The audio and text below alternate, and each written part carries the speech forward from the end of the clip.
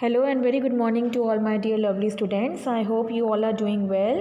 Students, in this video I am going to discuss the question and answers of the story A Short Monsoon Diary written by Ruskin Bond, chapter 8.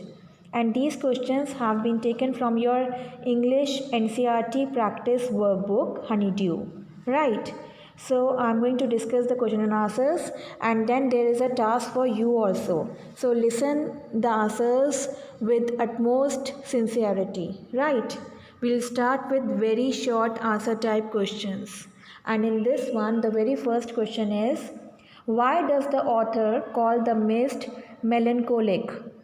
And the answer to this question is, the author calls the mist melancholic because not only does it conceal the hills, conceal, I have told you the meaning, that it covers the hills, but it also blankets them in silence too, right?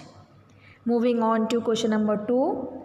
How does the author describe the hill station on being asked by a schoolboy? So the answer for this question is, when a schoolboy asked him to describe the hill station and valley in one sentence, he said that a paradise that might have been. In one sentence he has described the hill station, that a paradise that might have been. Right? Moving on to question number 3, students. It asks, name the seasonal visitors who arrived to the hill station during the rains. So the seasonal visitors who arrived to the hill station during the rains are a leopard, leeches, scarlet, minuets, drongos, a tree creeper, etc. Right? Now question number 4. Question number 4 asks, why does the author say that there is no lack of food for the insectivorous birds? So the answer to this question is, there is no lack of food for the insectivorous birds because there is plenty of rain. Isn't it? There was plenty of rain. And what happens in plenty of rain? We all know that a tree creeper moves rapidly up the trunk on the oak tree, snapping what? Snapping up insects all the way. Okay, and now when the rains are here, there is no dearth of food for the insectivorous birds. Right. Now moving on to question number 5. Name some of the late monsoon flowers. So students, this also you have studied in this chapter, A Short Monsoon Diary, isn't it? And the late monsoon flowers are wild balsam, dahlias, begonias and ground orchids. Right. Moving on to short answer type questions. Question number 1. State any two differences between the rainy season in August and March. So the answer, the very first answer is, on August 2nd, all night the rain has been drumming on the corrugated tin roof. There has been no storm.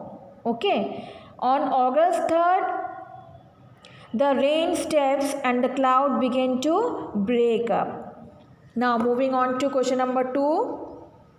Write about the feelings of the author while hearing the raindrops on the tin rooftop. So the author tried to enjoy the beating sound of raindrops on the tin roof, which helped him stay awake. Isn't it? He enjoyed it. He enjoyed, though he was not getting himself wet in the rain, but he was enjoying the raindrops. Third one, question number 3. How does the author describe late monsoon? The monsoon season in Missouri begins from June 24th or 25th. By August 2nd, it rains a lot. People take out their raincoats and umbrellas. Isn't it, students? This is what you do. You take out your umbrellas and raincoats. Question number 4. What are beliefs of author's grandmother about chachundas? Do they prove true? And the answer to this question is author's grandmother believed that the Chachundas, in English we say them stew, okay, bring good luck and therefore asked him not to kill it. It was true to some extent as the author received a check in the mail. It was not a very large amount though, okay, but still he has received, no? Now that is why it is considered a good luck, okay, a sign of good luck. Now moving on to long answer type questions. Describe the intensity of winter rain in January. So the answer for this question is in January the hills receive winter rains. It was surrounded by the rhythm of the rain, the slow and gentle movement of water on leaves, lemons and roof. Question number 2. Describe the activities of the seasonal visitors. The seasonal visitors are a leopard, several thousand leeches, and different kinds of birds. The leopard created nuisance. It lifted a dog from near the servants' quarter below the school. There was also a pair of drongos. They looked aggressive and chased the minivets away. Moving on to question number 3. Sometimes inexpensive things give great joy. Yes, very true, isn't it? From the chapter A Short Monsoon Diary, find such moments that give joy to the author, even when they were not expensive. So the answer to this question is some joyful moments for the author are the fall of the raindrops on the corrugated roof, the beautiful weather, the suffusion of sky and hills with a golden light. The author also described the hill station to be a paradise that might have been. Now students, see, we have got extract based questions. Okay, so read the extract below carefully and answer the following questions. I'll read out for you. The rain stops. The clouds begin to break up. The sun strikes the hill on my left. A woman is chopping up sticks. I hear the tinkle of cowbells. In the oak tree, a crow shakes the raindrops from his feathers and caws disconsolately. Disconsolately means unhappily. Water drips from a leaking drain pipe, and suddenly, clean and pure, the song of the whistling thrush emerges like a dark, sweet secret from the depths of the ravine. Now, some questions based on this extract. The very first question is, which stroke of monsoon is the author describing in the above lines? And the answer to this question is, the stroke of monsoon in these lines depict the nature's beauty, which includes the melody of the raindrops, the sun strike and the tinkle of cowbells. Now, question number 1, second part. Second question is, describe the activities of the crow in the oak tree. So, in the oak tree, the crow shaked the raindrops drizzle from its quill and caws disconsolately, means unhappily. And the third one is, use the word thrush to make a sentence of your own.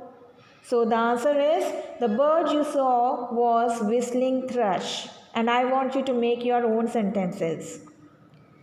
Now see students, you have to take the right answer. The question is, choose the synonym, means the same meaning of the word disconsolately from the following.